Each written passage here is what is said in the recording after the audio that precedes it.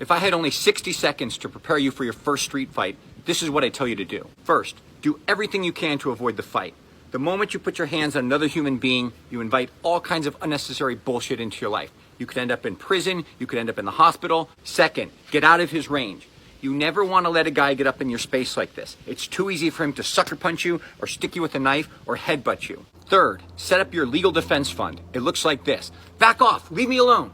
This is what witnesses will tell cops and juries later on when you try to claim that you acted in self-defense. Fourth, if the guy continues to come at you anyway, hit him first with a preemptive strike. It could be a palm heel to the face. It could be a punch to the face. It could be a kick to the balls. If you let him swing first, your self-defense claim will be that much stronger. Unfortunately, in a fight, whoever hits first usually wins. Don't give him the chance. And fifth, don't stop after your first shot to see what he does next. Keep hitting him with continuous blows until you can safely get away. This is a rear naked choke. We're going to take your choking arm and wrap it all the way around the head. Align your elbow with their chin. You're going to grab your bicep and chop down behind the head. Make sure the back of your hand is touching the back of the head. Push your chest out, turn and squeeze. How to fight a taller guy. Let's assume you've done everything you can to avoid the fight. The key to beating a taller guy is to stay out of his range until you close the distance and get inside. This is where you're going to beat him. There are 3 ways to close the distance. What I like to do is hit him with a preemptive strike. If I'm back here and I told him to leave me alone and he comes at me anyway, I'm coming forward with an advanced punch. A lot of people don't like to hit first because they say they can't claim self-defense. I've got an entire video on that, but you should do whatever makes you comfortable. Another way to close the distance is to block the punch. You're out here, when he swings, you cover your head and you're inside. A third way to get inside is to duck his punch. When you're out here, he takes a swing at you, you go under the punch and get inside. When you're in close like this, his longer reach doesn't help him. And you're gonna finish him off with in-close fighting techniques. You can use elbows to the nose, you can use knees to the groin, you can use palm heels to the face, or you can use hammer fists right on the nose. Keep hitting him until you can safely get away. A common self-defense scenario is that you step back to avoid a fight, the guy continues to come at you anyway, and then you close the distance with a preemptive strike. Here's how you make that happen. What you do is you push off your rear leg, and just as your lead foot is landing, you land your punch at the exact same time. You don't want your front leg to land first because that'll rob your strike of power. You want to put all your body weight and that momentum into the shot. The advanced punch could work with either your rear hand or your lead hand.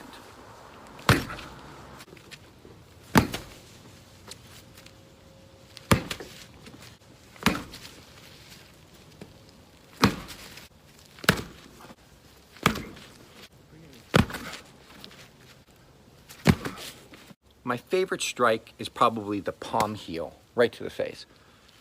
The reason I like it, first, is because you can hit with a lot of power and you won't damage your hand, right? The soft part of your palm is cushioned. But the other reason I like it is because it can come from almost any position. When you're trying to avoid a fight, you have your hands up right in front of you like this, and it's really easy to just launch a palm heel from either side. It can come high, down on a guy's head. It can shoot up, almost like an uppercut. It can come from the left, it can come from the right. You can shoot in combos, and you're never gonna hurt your hand. You can even have like a hook that's a palm. It's an extremely versatile strike.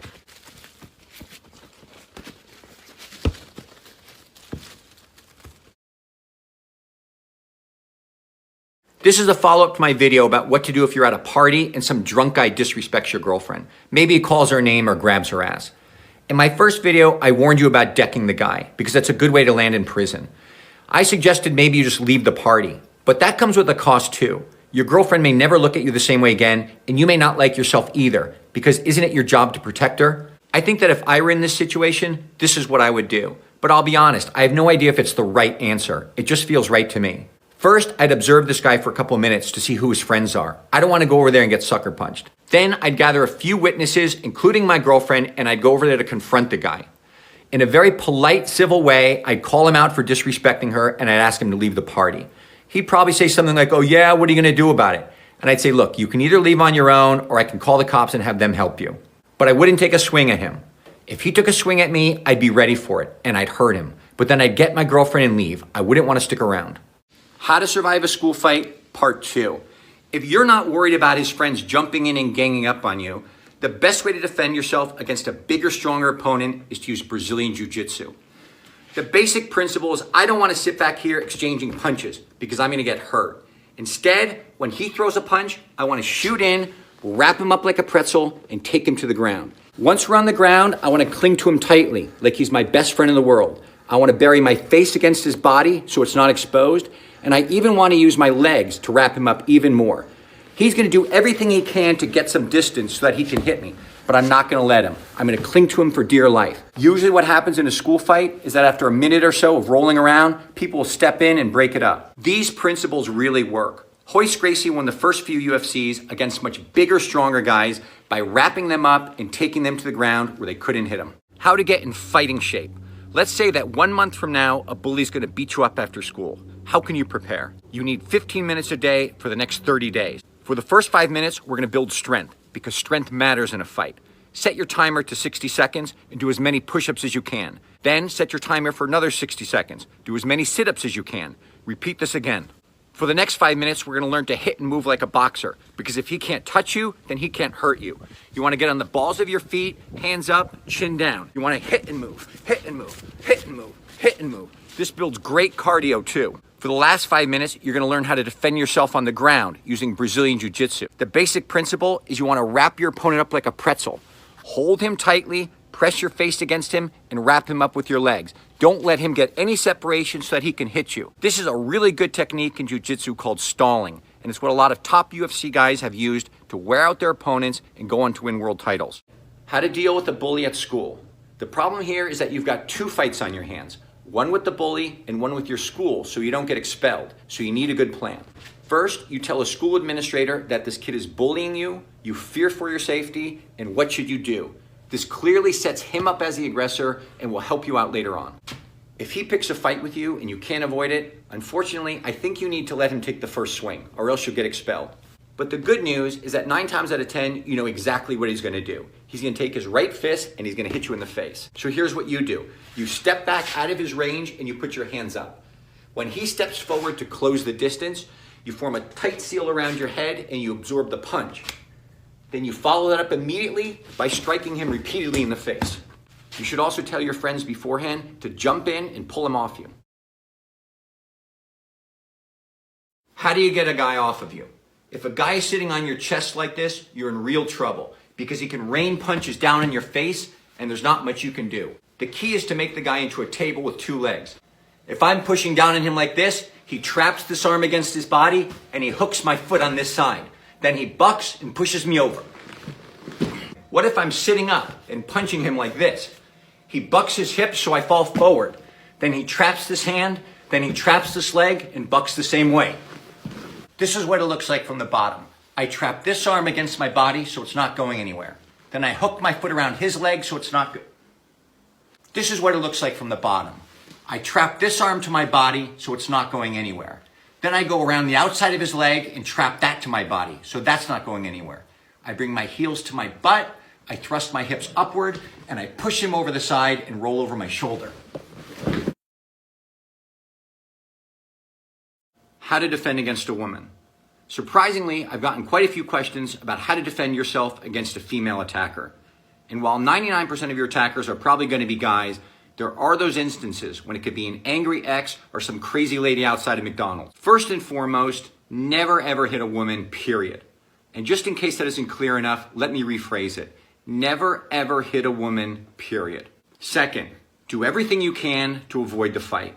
The same principle applies whether your attacker is a man or a woman. You should always do everything you can to leave the scene and just get away. You want no part of this. Third, if you can't get away, use grappling to control and subdue your attacker without harming her. In Krav Maga, we have a basic clinch where you grab one arm behind the elbow and put the other arm across their body.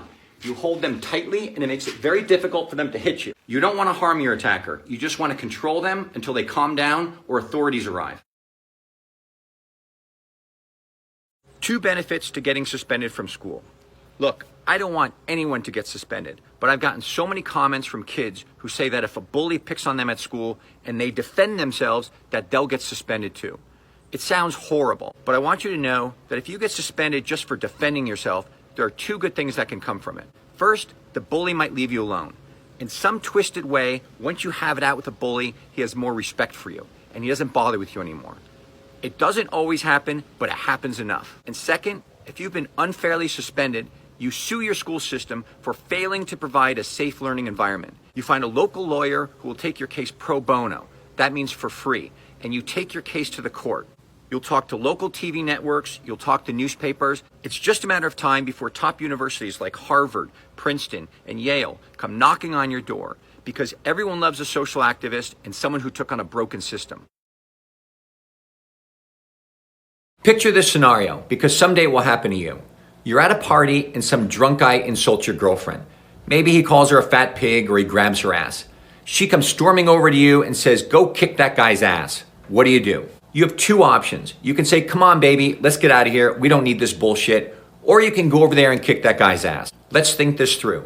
The first thing you need to remember is that prisons all across the country are filled with guys just like you who are doing hard time because they stood up to some guy who disrespected their girl. You go up to that guy and punch him in the face, but then he pulls out a knife or goes back to his car and gets a gun.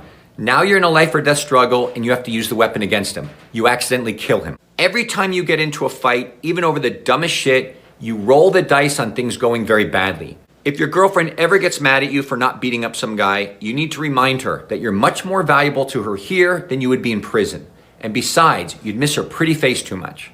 How do you walk away from a fight without feeling like a coward? The first way is to be more afraid of what you'll do to him. This guy may be able to hurt me. He may have a weapon, he may be a better fighter than I am, or he may get in a lucky shot. Those are all things I should worry about. But the way I like to think about it is I'm more afraid of what I might do to him. He doesn't know that I train in this stuff. He doesn't know that I always carry a knife. He may be thinking that we're just going to exchange blows like a boxing match. He doesn't know that when I get his head, I'm going to smash it against the bumper of his car and I'm going to leave a dent. But I don't want to hurt him like that. And I don't want to have to talk to cops and lawyers and maybe go to court and explain to everyone why there's a dent in his bumper that matches his head. Second, placate him like a child. If a guy starts screaming at you because he thinks you took his parking spot, just be like, "Hey man, sorry, I didn't see you. The spot's yours." Just treat him like a big baby and say, "Okay, whatever you want to do is fine." And third, when you do walk away, never turn your back on him. Make sure you keep him in your sight until you're safely away. What's the difference between a street fight and a self-defense situation? There's a big difference, and the difference is choice. In a street fight, you choose to fight this guy. Maybe you two don't like each other and you've decided to have it out.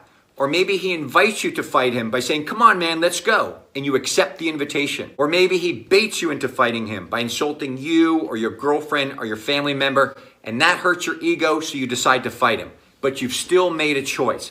A self-defense situation is very different because you have no choice. You don't want to fight this guy, but he keeps coming at you. You've told him to back off. He comes at you anyway. And if you can't escape, the only thing you can do is defend yourself. That's why in a self-defense situation, there are no rules because you didn't sign up for this. You have to do whatever you need to do to get away safely. You just have to remember that whatever you do, you'll probably face repercussions with your school or the legal system. So you always want to use the minimum force necessary to get the job done.